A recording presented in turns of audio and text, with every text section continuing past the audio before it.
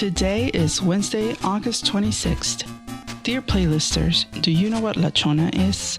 My 8-month-old son danced to it for the first time with me last Saturday at the Polkas Norteñas Fest at the Indiana State Museum. Musician Polka Bob from Indy Polkamotion was there to highlight the musical connections between Europe and the north of Mexico.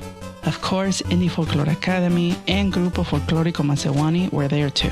Look up the song by the Tucanes de Tijuana and then dance around your kitchen so that you get an idea. They say everyone should dance to La Chona at least once in their lives. Anyway, what's going on in the city? We have details on a benefit concert to raise funds for people affected by the recent floods and the scoop on the new Pots and Pans location. Stick around for a summery radish recipe with community cookbook writer Keaun Michael-Brown. He's taking us to the Philippines this time. Buckle up and let's get to it.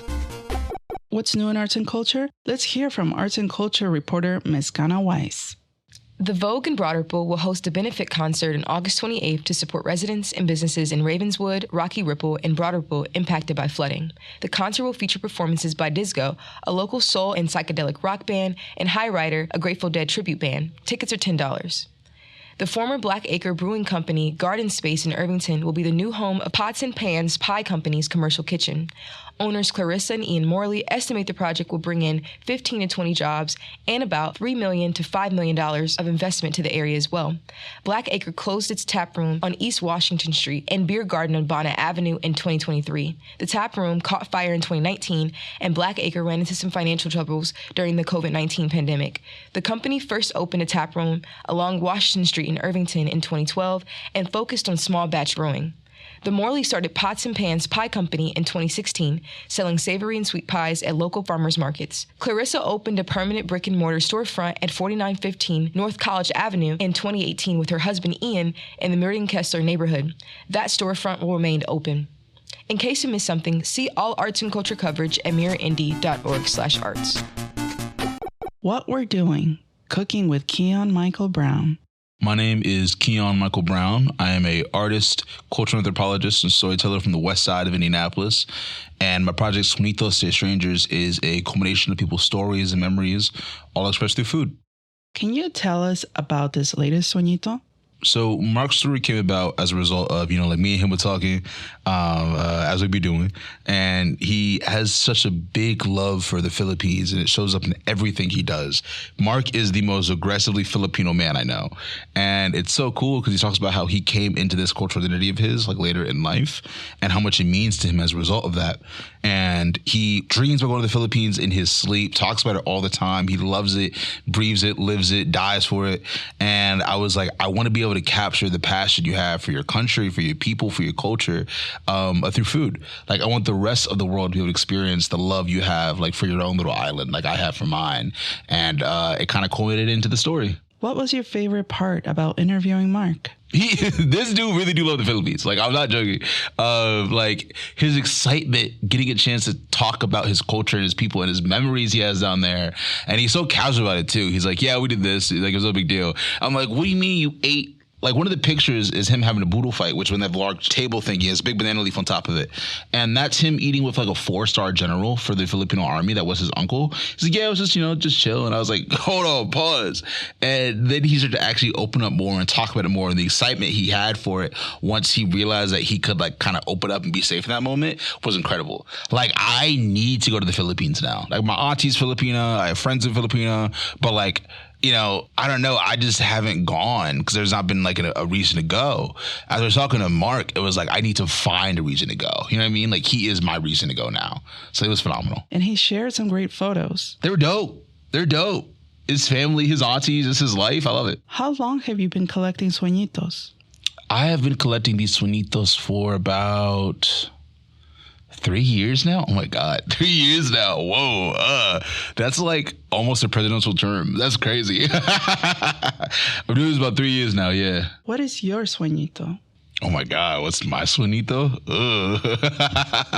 All this work I've done, I've never thought about that before. What is my sueñito?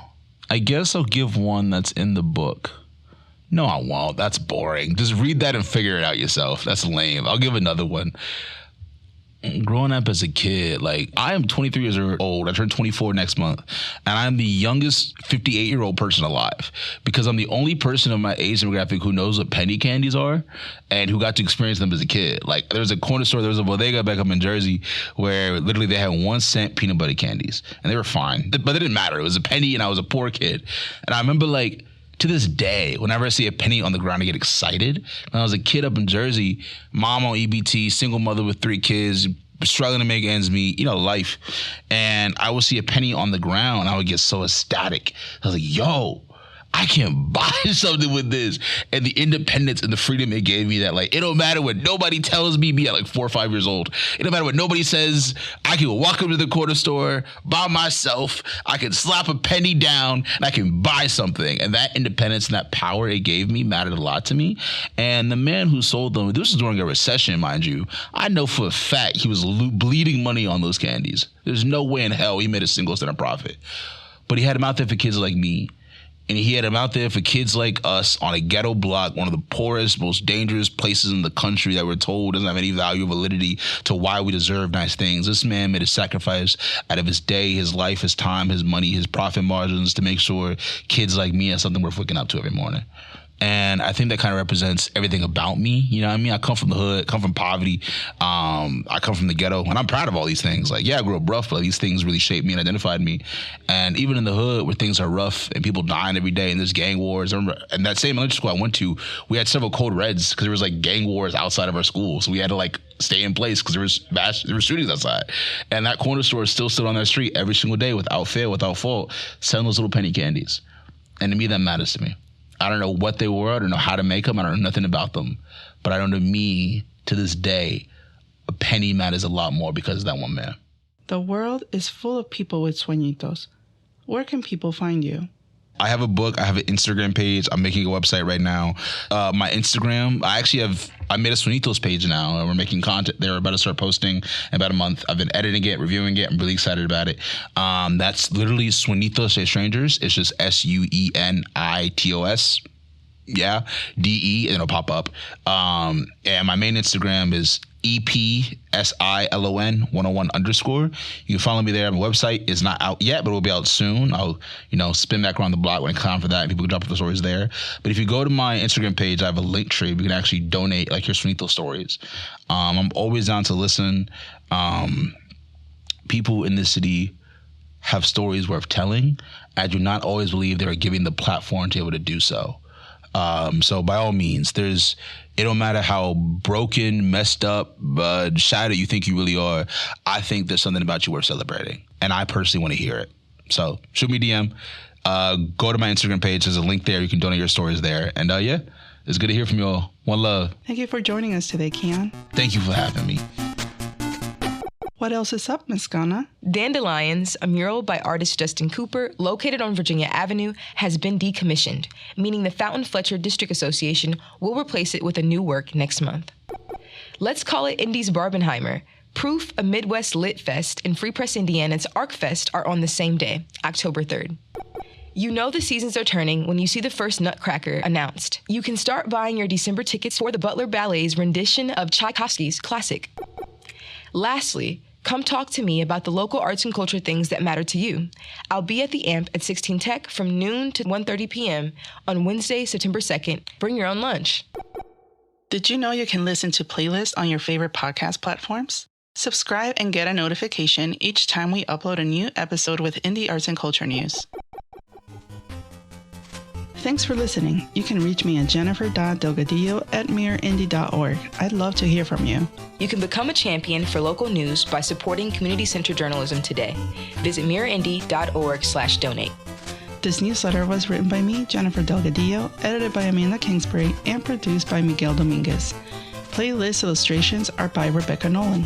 The audio version of this newsletter was recorded and edited with Joseph Kilborn. The music in the audio version of this newsletter is Treasure Everywhere by Forestero.